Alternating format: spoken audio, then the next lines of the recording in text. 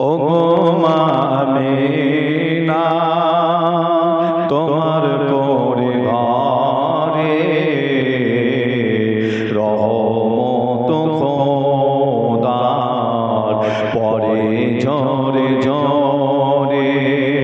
ওগো মা আমিনা তোমার করে ঘরে রহমত খোদার পরে ঝরে ঝরে।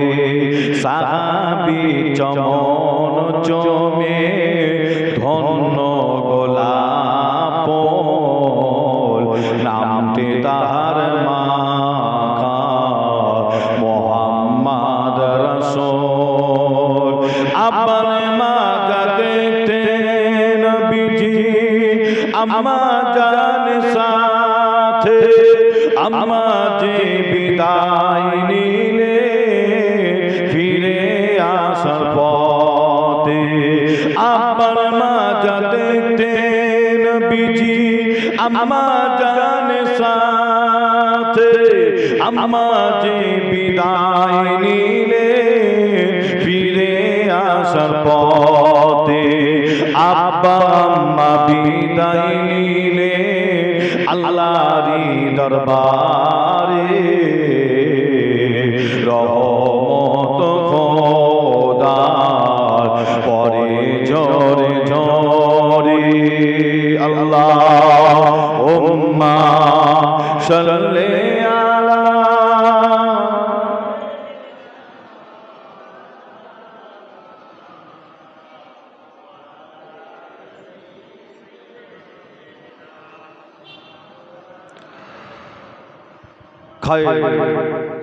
যে কথা আলোচনা করতে করতে ছেড়ে রেখে এলাম যে পৃথিবীতে দুটো মসজিদ, এক নম্বর হলো কোন মসজিদ? সকলে নাম বলে মসজিদুল হারাম, তাই তো নাকি? সম্মান ইজ্জতের দিক থেকে দ্বিতীয় নম্বর মসজিদ হচ্ছে কি নাম? মসজিদুল নববী। একবার জোরে বলুন সুবহানাল্লাহ। আমার নবী পাকের কাছে কিছু সাহাবা হুজুর আমার নবী পাকের কাছে জিজ্ঞাসা করছেন, আমার নবীকে বলছেন কি হুজুর মক্কা শরীফের সাহাবারা আমার নবীকে বলছেন মক্কার সাহাবারা তারা আমাদের থেকে আমলে অনেকটা আগিয়ে। আমার নবীকে বলছেন কি মক্কার সাহাবারা তারা আমাদের থেকে আমলে অনেকটা আগিয়ে। কেন? মক্কা শরীফে তারা কাবা পেয়েছে, কাবা শরীফ তওয়াফ করছে, উমরা করছে, তাদের আমলনামায় নেকি লেখা হচ্ছে, বেশি বেশি নেকি লেখা হচ্ছে। যে আর আমরা মদিনার সাহাবা আমরা কাবা পাইনি। আমার নবী ওই সময় বলেছিলেন কি জানে? আল্লাহ নবী মদিনা শরীফের সাহাবা হুজুরদের বলেছিলেন যে যদি কোনো ব্যক্তি বাড়ি থেকে উঁচু করে বার হয়, আমার নবী বলছেন যদি কোনো ব্যক্তি বাড়ি থেকে উঁচু করে পার হয়ে যে মদিনা শরীফে একটা মসজিদ আছে, যে মসজিদটা নাম আপনার কুবা, মসজিদে কুবা। ওই কুবা মসজিদে এসে কোনো ব্যক্তি যদি দুই রাকাত যদি নামাজ আদায় করে, এই দুই রাকাত নামাজ আদায় করার কারণে আল্লাহ পাক তার আমলনামায় একটা উমরা করার স্বভাবকে লিখে দেন। জোরে বলুন, আরো জোরে হবে না? মসজিদে কুবা বলতে কোন মসজিদ বলা হচ্ছে? আমার নবী যখন কাফের বেঈমানদের অত্যাচারে মক্কা থেকে মদিনাতে এলেন, নবী আমার এসে সর্বপ্রথম যে স্থানটায় উঠেছিলেন, আমার নবী কাফেরদের অত্যাচারে মদিনাতে এসে যে জায়গাটায় উঠলে ওই জায়গাটার নাম মনে রাখবেন কি না? জায়গাটার নাম হচ্ছে কুফা পল্লী। কি নাম? কুফা পল্লী। আর ওখানে আমার নবী সর্বপ্রথমে নিজের হাত, আমার নবী নিজের হাত লাগিয়েছিলেন সাহাবা হুজুরগণদের নিয়ে আল্লাহর ঘর একটা মসজিদ করলেন। মসজিদটার নাম হচ্ছে মসজিদে কুবা। ওই কুবা মসজিদে যদি আবার আপনি যদি দুই রাকাত নামাজ আবার যদি দুই রাকাত যদি নামাজ আদায় করেন, এই দুই রাকাত নামাজ আদায় করার কারণে যে একটা গোলাম আজাদ করলে যে স্বভাব পাওয়া যায়, আল্লাহ পাক আপনাদের আমলনামায় সেই স্বভাবকে লিখে দেন। জোরে বলুন, আরো জোরে হবে না? আরো জোরে হবে না? যে মুসলমানের ঘরে ছেলে মেয়েরা আপনারা তরুণেরা এ নবীর উম্মত উম্মতিরা আয়া মানব জওয়ান যুবকেরা পর্দার অন্তরালে মা বোনেরা এ আমার নবীর উম্মত উম্মতিরা আয়া বিয়াসিম বিল্লাহ আপনাদের এই বিশ্ব নবী দিবস এই মাহফিলে এসে আপনাদের জানিয়ে দিয়ে যায় আপনারা নবী প্রেমিক রাসূল প্রেমিক এই মাহফিলে আপনারা এসে বসেছে আপনারা রাসূলকে মহব্বত করেন ভালোবাসেন আপনাদের প্রত্যেকের অন্তরে রাসূলের মহব্বত ভালোবাসা তাই আমি আসিম বিল্লাহ জানিয়ে দিয়ে যায় আপনাদের বলে দিয়ে যায় এই বিশ্ব নবী দিবস মাহফিলে আপনারা এসে বসেছে এই মাহফিলটাকে আল্লাহ আপনাদের মহব্বত ভালোবাসাটাকে আপনাদের বসাকে আমার আল্লাহ তিনার দরবারে কবুল করে নেবে আরো জোরে বলুন সুবহানাল্লাহ এই নওজওয়ান যুবকেরা তাই হাদিস শরীফ খুললে দেখতে পাবে হাদিস শরীফের মধ্যে পাওয়া যায় মদিনা শরীফ থেকে কিছু কম বেশি 160 থেকে 70 কিলোমিটার যেতে হয় 100 থেকে 60 থেকে 70 কিলোমিটার 170 কিলোমিটার যাওয়ার পরে আপনি একটা ময়দান পাবেন আপনি একটা জমিন পাবেন আপনি একটা ময়দান পাবেন ওই ময়দানটার নাম হলো বদরের ময়দান নাম আপনারা শুনেছেন বদরের ময়দান বলে একটা ময়দান ছিল বদরের জমিন বলে একটা জমিন ছিল যে বদরের ময়দানে ইসলামকে জিন্দা করার জন্য কোরআনকে জিন্দা করার জন্য দ্বীনকে জিন্দা করার জন্য আমার নবী মদিনা শরীফ থেকে আমার নবী মাত্র 313টা মুসলমানকে সঙ্গে করে নিয়ে আমার নবী বদরের জমিনে হাজির হয়েছিল দ্বীনকে জিন্দা করার জন্য কোরআনকে জিন্দা করার জন্য ময়দানটার নাম হলো বদরের ময়দান আল্লাহ পাক আমাকে নিয়ে গিয়েছিল আমি গুনাহগার গিয়েছিলাম আমি গুনাহগার কিছু কম বেশি 1 মাস হবে কিছু কম বেশি 1 মাস হবে আল্লাহর কাবা নবী রওজা শরীফ থেকে ফিরে এসেছি আল্লাহ আমাকে নিয়ে গিয়েছিল আমি গুনাহগার ওই বদরের জমিনে গেলাম বদরের জমিনে গিয়ে দেখলাম কি জানে ওই বদরের জমিনটা এবড়ো খেবড়ো ময়দান ওই বদরের জমিনটা উঁচু নিচু ময়দান এই নওজওয়ানেরা আমার নবীকে সাহাবা হুজুরগণেরা এত মহব্বত এত ভালোবেসেছিল রাসূলের মহব্বত ভালোবাসা বুকে নিয়ে মাত্র 313টা মুসলমান ওই বদরের জমিনে গিয়েছিল ওই বদরের জমিনে গিয়েছিল সাহাবা হুজুরগণদের হাতে যুদ্ধ করার জন্য খেজুর গাছের ডাল উম্মতেরা আর একদিকে 1000 কাফের দাঁড়িয়ে আছে তাদের হাতে উন্নত অস্ত্র ছিল তাদের চিন্তা ভাবনা ইসলামকে মিটিয়ে দেয়া 313 জনকে মেরে শেষ করে দেয়া ইসলামকে ধ্বংস করে দেয়া উম্মতিরা 313টা মুসলমান বদরে যারা গিয়েছিল তাদের অন্তরে রাসূলের মহব্বত ভালোবাসা আজ এতটা পানি হওয়ার পরও আপনারা রাসূলের মহব্বত ভালোবাসা বুকে নিয়ে এই ময়দানে এসে বসেছে তাই আমি আসিম বিল্লাহ জানিয়ে দিই আমার রাসূলকে যদি আপনারা মহব্বত ভালো যদি বাসতে পারে আল্লাহ নবীর সাথে জান্নাতে থাকার সুযোগটা আমার আল্লাহ করে দেবে জোরে হবে না সুবহানাল্লাহ রাসূলকে ভালোবাসলে জান্নাত পাওয়া যায় না জান্নাত পাওয়া যায় রাসূলের পাশাপাশি জান্নাতের ভিতরে থাকার সুযোগ হয় কি হবে না যে আমার নবী বলছেন ফাকাত আহাব্বানি ওমান আহাব্বানি কানা মাই ফিল জান্নাত। যে ব্যক্তিটা আমি রাসূল আমার সুন্নাতকে মজবুত করে মেনে চলবে, ভালোবাসবে, ওই ব্যক্তিটা আল্লাহ পাক ওই ব্যক্তিটাকে জান্নাতের ভেতরে আমার পাশাপাশি থাকার সুযোগ করে দেবে। জোরে বলো, আরো জোরে হবে না?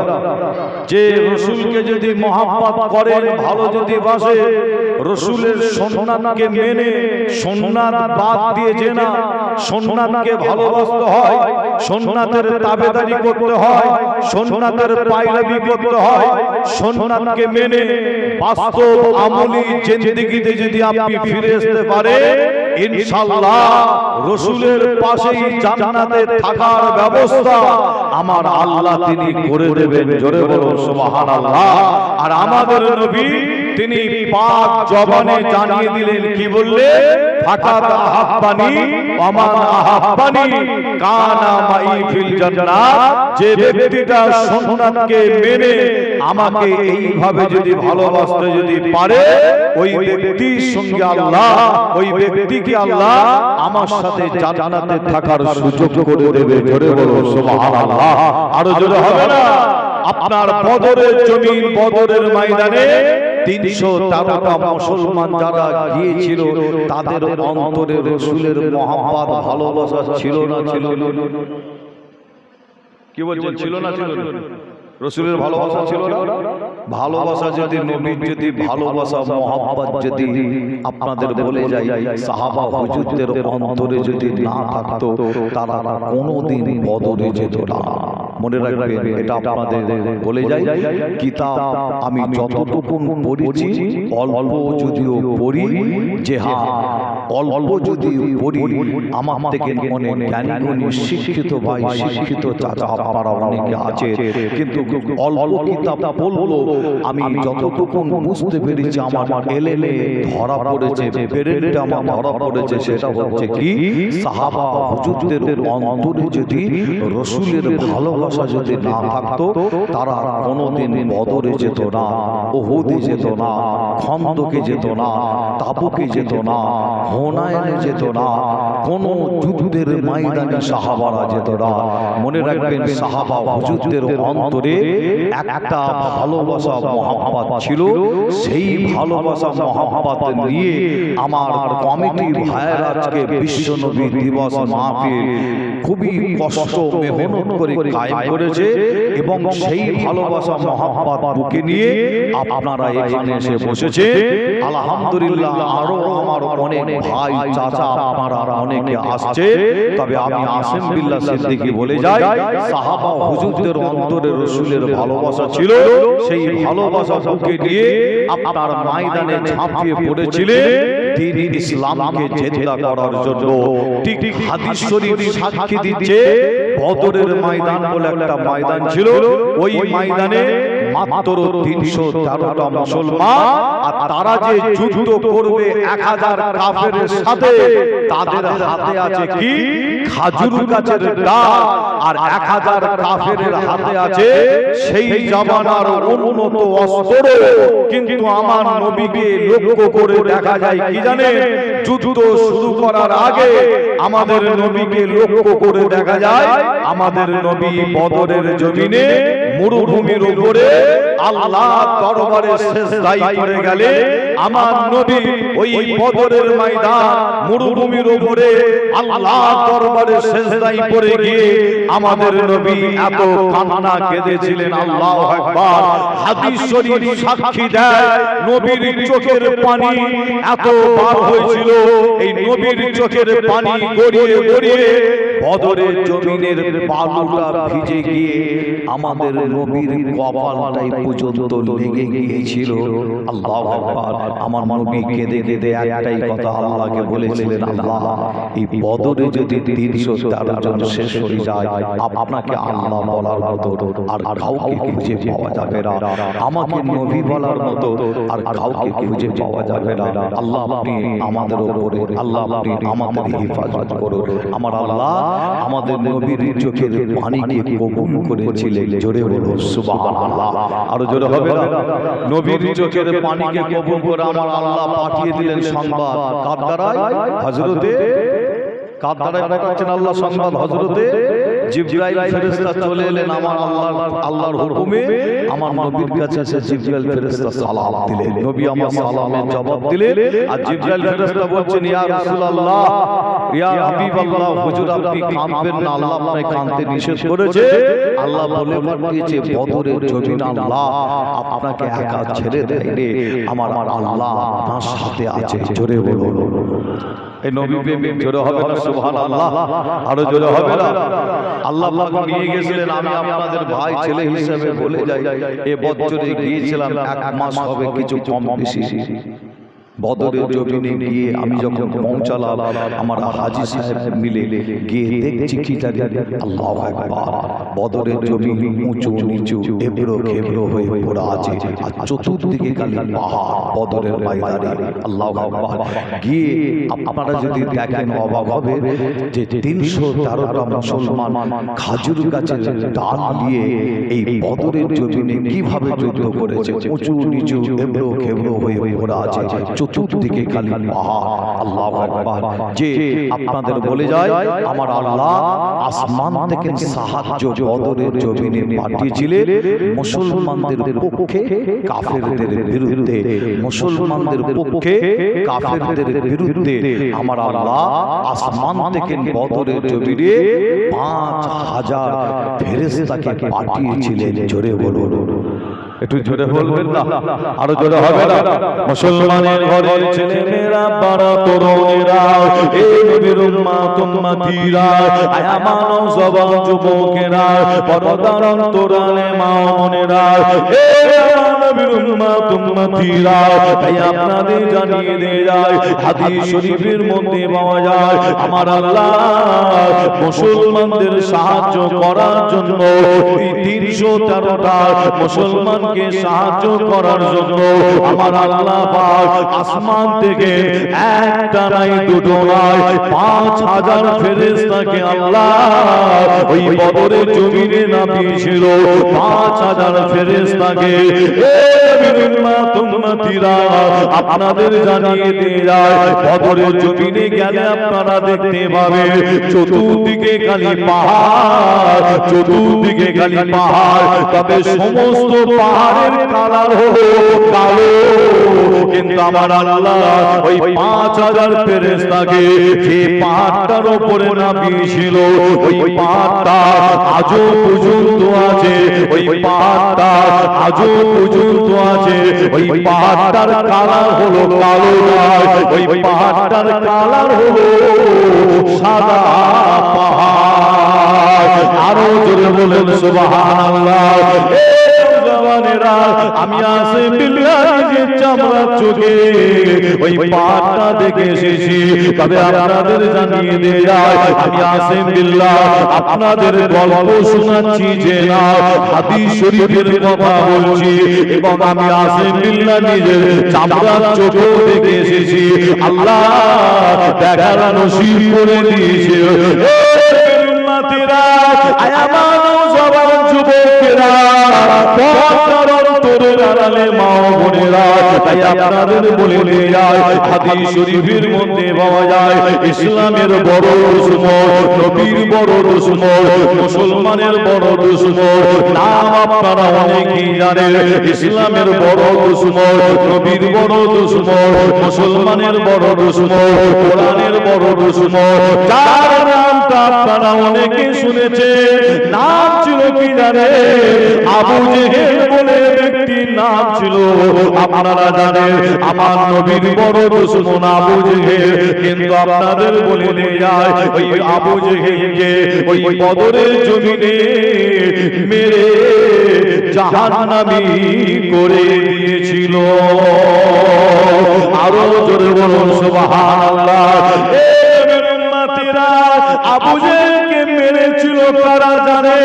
হাদিস শরীফের মধ্যে পাওয়া যায় আবু জেহেলকে মেরেছিল দুটো বাচ্চা ছেলে, তারা ছিল দু ভাই। আবু জেহেলকে মেরেছিল কারা?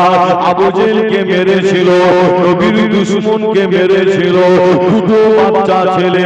আবার তারা ছিল দু ভাই, বদরের জমিনে তারা বদরের ময়দানে গিয়ে মেরেছিল। কিন্তু আল্লাহর নবী বলেছিল এই বদরের ময়দানে যেন কোনো মুরব্বি যেন না আসে, বদরের জমিনে যেন কোনো বয়স্ক মানুষ না যায়। আমার নবী বলেছিল বদরের ময়দানে কোনো বাচ্চা ছেলে যেন না যায়, বদরের জমিনে কোনো বাচ্চা ছেলে যেন না যায়। আমার নবী নিষেধ করেছিল। আমার নবী 313টা মুসলমানকে নিয়ে বদরের জমিনে হাজির হয়েছিল। কিন্তু ওই দুটো বাচ্চা ছেলে তারা তাদের মাকে বলে আম্মা আমরা বদরের জমিনে যাব, আম্মা আমরা বদরের ময়দানে যাব, আম্মা আপনি আমাদের ইজাজত দেন, আম্মা আমরা বদরের জমিনে যাব, আম্মা আপনি আমাদের হুকুম দেন। বাচ্চার মা ওই সময় বলেছিল বাচ্চা বদরে যাওয়া যাবে না, বদরের ময়দানে যাওয়া যাবে না। কেন? নবীর নিষেধ আছে, নবীর হুকুম নাই, নবীর মানা আছে, নবীর নিষেধ আছে। বাচ্চা ছেলে দুটো শোনে না। ওই বাচ্চা ছেলে দুটো মাকে বারে বারে বলতে লাগে মা আমরা বদরের জমিনে যাব, আম্মা হুকুম দেন, ইজাজত দেন। মা সময় করেছিল কি জানে? বাচ্চার মা সময় হুকুম দিয়েছিল বদরের জমিনে চলে যাও, বাচ্চা বদরের ময়দানে চলে যাও। কিন্তু বাচ্চার মা হুকুম দিয়ে বলেছিল বাচ্চা দাঁড়াও, একবার দাঁড়াও। ওই বাচ্চার মা বাচ্চাদের দাঁড় করিয়ে ঘরের ভেতরে ঢুকে গিয়ে দুটো ছোট ছোট তরবাল বার করে এনে ওই বাচ্চা দুটোর হাতে তুলে দেয়। বাচ্চাদের হাতে ওই ছোট ছোট তরবাল তুলে দিয়ে বাচ্চার মা বলেছিল বাচ্চা বদরে চলে যা, বাচ্চা বদরের ময়দানে চলে যা। ওই দুটো বাচ্চা ছেলে ছোট ছোট দুটো তরবাল হাতে করে নিয়ে ওই বদরের জমিনের দিকে দৌড়তে লাগে। ওই বদরের ময়দানে গিয়ে দুটো বাচ্চা ছেলে সাহাবা হুজুররা লাইন দিয়ে দাঁড়িয়ে আছে, যুদ্ধ হবে, সাহাবা হুজুররা লাইন দিয়ে দাঁড়িয়ে আছে, কাফেররা আরেক দিকে লাইন দিয়ে দাঁড়িয়ে আছে। দুটো বাচ্চা ছেলে ওই সাহাবা হুজুরগণদের কাছে গিয়ে বলে আমরা দেখতে চাই আমার নবীর দুশমন কোনটা, ইসলামের দুশমন কোনটা, নবীর দুশমন কোনটা আমরা দেখতে চাই, আবু জেহেল কোনটা। সাহাবা হুজুররা ওই সময় বলেছিল তোমরা তো দুটো বাচ্চা ছেলে, তোমরা দেখে কি করবে, যাও বাড়ি চলে যাও। ওই বাচ্চা ছেলে দুটো বলেছিল যে না আমার নবীর দুশমন আবু জেহেলকে দেখতে চাই, একবার দেখানো হোক। হাদিস শরীফের মধ্যে পাওয়া যায় ওই সময় সাহাবা হুজুরগণেরা আবু জেহেলকে এইভাবে দেখিয়েছিল। ওটা হলো আবু জেহেল। আবু জেহেল একটা ঘোড়ার পিঠের উপরে বসে আছে, নিজেকে চতুর্দিক থেকে মজবুতের সাথে কাজ করে ঘিরে রেখেছে যাতে আবু জেহেলের কাছে কেউ পৌঁছাতে না পারে, আবু জেহেলকে কেউ আঘাত না করতে না পারে। আবু জেহেলকে তার সঙ্গী সাথীরা চতুর্দিক থেকে মজবুতের সাথে কাজ করে ঘিরে রেখেছে। বদরের জমিনে যখন যুদ্ধ শুরু হয়ে যায় দেখতে পাওয়া যায় ওই বাচ্চা ছেলে দুটো ঘোড়ার পাশ দিয়ে, ঘোড়ার তলা দিয়ে, ঘোড়ার পাশ দিয়ে ওই দুটো বাচ্চা ছেলে দৌড়াতে লাগে। বাচ্চা ছেলে দুটো ছুটে ছুটে গিয়ে চলে যায় কোথায়? আবু জেহেল যে ঘোড়ার পিঠের উপরে বসে আছে ওই ঘোড়ার নিচেই ওই দুটো বাচ্চা ছেলে গিয়ে হাজির। ওই বাচ্চা ছেলে দুটো গিয়ে এক পাই দেরি না করে করেছিল কি জানে? আবু জেহেল যে ঘোড়ার পিঠের উপরে বসে আছে ওই ঘোড়ার পায়ে একটা তরবারের আঘাত দেয়। এই আঘাত দেওয়ার সাথে সাথে আবু জেহেলের ঘোড়া আল্লাহর জমিনে পড়ে যায়, আবু জেহেলও পড়ে যায়। আর এক পাই দেরি না করে আবু জেহেলের উপরে তরবারের আঘাত আনতে লাগে। এই তরবারের আঘাত আনতে আনতে দেখতে পাওয়া যায় নবীর বড় দুশমন, ইসলামের বড় দুশমন আবু জেহেলকে ওই বদরের জমিনে মেরে জাহান্নামী করে দিয়েছিল।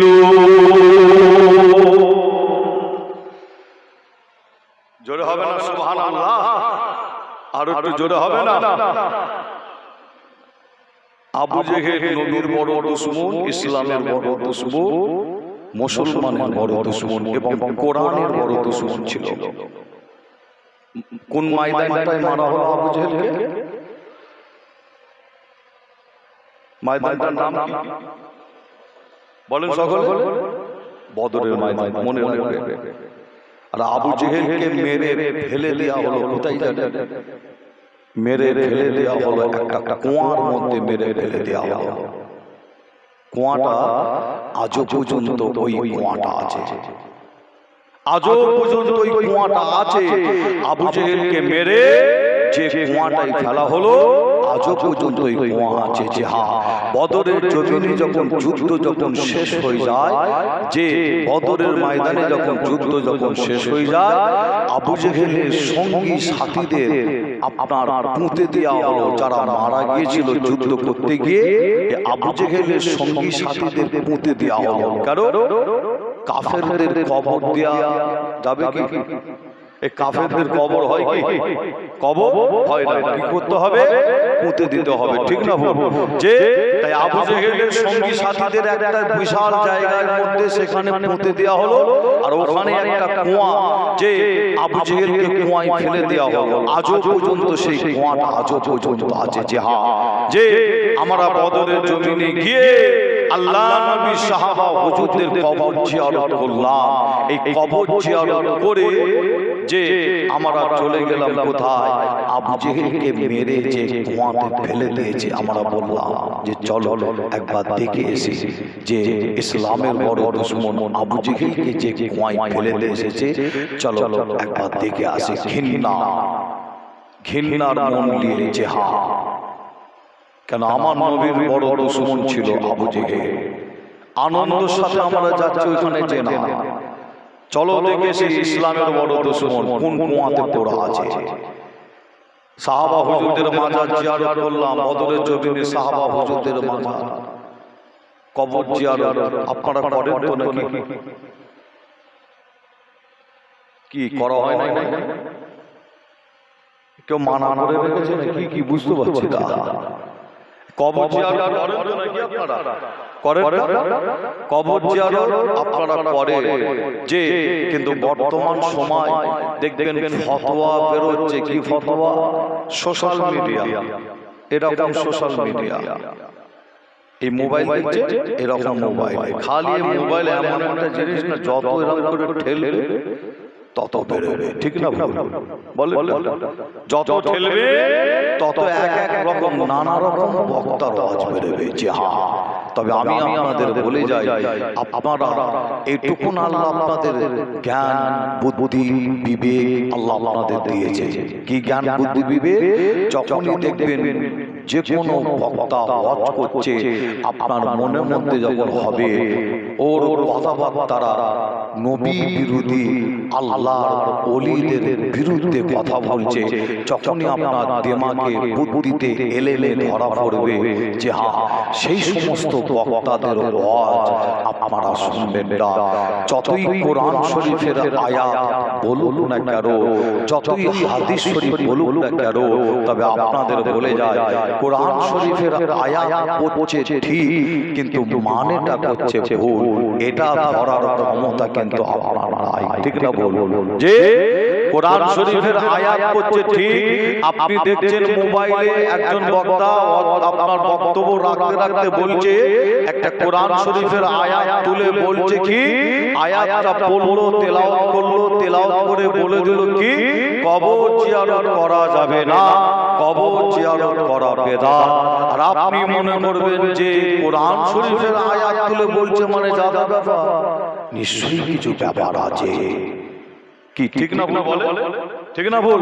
যখন কোরআন শরীফের আয়াতটা যখন শুনবে, এই হাদিস শরীফ যখন শুনবে, আপনি তো সাধারণ একজন মানুষ যে, কিন্তু আপনার মনের মধ্যে হবে কি কোরআন শরীফের এত দলিল দিচ্ছে, এত আয়াত পড়ছে, এত হাদিস শরীফ পড়ছে, তাহলে নিশ্চয়ই কিছু একটা ব্যাপার আছে। এইটুকু না আপনার মনের মধ্যে হলো, ঢুকবে কি ঢুকবে না?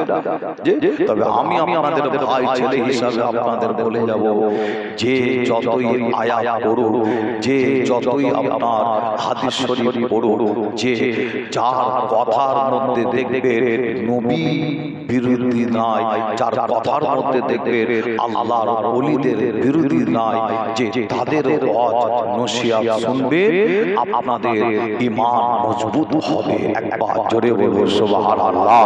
আর যাদের কথার মধ্যে দেখবেন নবী বিরোধী, আল্লাহর ওলি বিরোধী কথাবার্তা, যে আর এরাই হচ্ছে সেই আবু জেহেল মার্কা বক্তা, জিহাদ এরাই হচ্ছে সেই আবু জেহেলের অনুসারী। যে তবে আমি আপনাদের বলে যাই, বর্তমান একটা ফিতনা বাজারে ছড়াচ্ছে, সেটা হলো কি, লক্ষ্য করে আপনারা দেখেছে এই সোশ্যাল মিডিয়ার মধ্যে বর্তমান একটা ফিতনা চারিদিকে আওয়াজ উঠেছে, যে আমার নবীর শানে বেয়াদবি এবং আল্লাহর ওলির শানে বেয়াদবি। তবে আমি আসিম বিল্লাহ সিদ্দিকী, আমি একটাই কথা বলতে চাই, সেটা হলো কি, আমি এটাই আপনাদের জানাতে চাই, বলতে চাই, যে আপনারা নিশ্চয়ই বুঝতে পারছেন যে এর মাথায় টুপি, বড় জুব্বা, বড় দাড়ি আছে, ঠিক কথা, কিন্তু মনে রাখবেন এরা হলো কারা জানে? নাম দিয়েছে সুন্দর সুন্দর নাম, যে নাম দিয়েছে সুন্দর দলের নাম, সুন্দর সুন্দর নাম পাবে এই আখিরি জামানা, এক একটা দল সুন্দর সুন্দর নাম, কিন্তু তাদের ভেতরের কাজটা হবে গন্ডগোল। তাই আপনাদের বলে যায়, এরা হচ্ছে কারা? আপনাদের বলে যায়, যখনই দেখবেন নবী বিরোধী, আল্লাহ বিরোধী, রাসূল বিরোধী, যে আল্লাহর ওলিদের বিরোধী, এরা অন্য কেউ নাই, মাথায় টুপি আছে, জুব্বা আছে, দাড়ি আছে, কিন্তু এরা হচ্ছে কারা? সেই হযরতে আলী হুজুরকে যারা শহীদ করেছিল, কতল করেছিল, এরা হলো সেই দল। নামটা দিয়েছে দলের সুন্দর, কিন্তু এদের চাল চলন, কথাবার্তা দেখবেন যে এজিদের মতন কথাবার্তা। যে যদি আপনারা বলেন, ভাই আপনি এত বড় কথা বললেন, বলার কারণ হচ্ছে কি জানেন? অন্য কিছু নাই, আপনারা ইতিহাস মিলালে দেখতে পাবেন, আওলাদে রাসূল ইমাম হোসেন হুজুরকে যারা শহীদ করেছিল, তারা কিন্তু প্যান্ট পরা, টাই পরা, স্যুট পরা, দাড়ি চাচা, এরা কিন্তু আওলাদে রাসূলকে শহীদ করেছিল। যারা আওলাদে রাসূলকে শহীদ করেছিল, কারা জানে? আওলাদে রাসূলকে যারা শহীদ করেছিল, মনে রাখবেন তাদের মাথায় ছিল টুপি, তাদের মাথায় ছিল জুব্বা, তাদের মাথায় ছিল টুপি, জুব্বা, তাদের ছিল বড় দাড়ি।